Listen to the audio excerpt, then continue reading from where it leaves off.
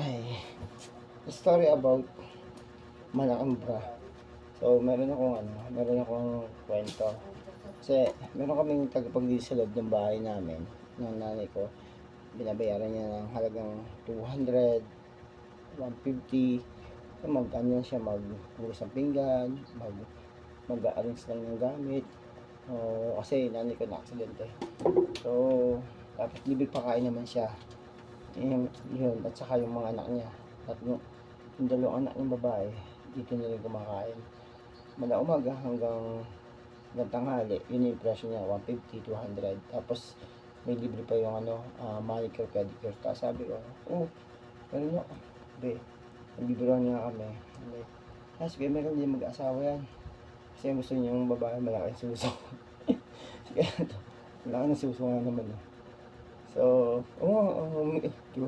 ang girlfriend ko, misis ko, malaking susunod. Sabi, patunay nga kuya.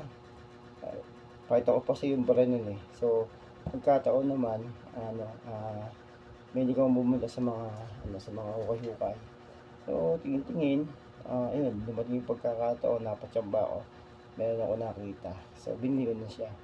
So, yun lang naman, for the very short stories. Mula nun, yung masamang comment, mabuti wala, pinagkaiba yung pagbalinis bayan channel. Hanggang sa ngayon, hindi pa rin nagpapakita yung tagapaglinis ni mama kasi una, sabi ni mama, makakalwahan dapat ang punta mo dito. Pero siyempre, wala pa rin pambayad si mama, kaya hindi rin bumupunta. Pero oras na magkapera yan, papalinis yan. And makikita niyo na itong brang ito. So, that's it.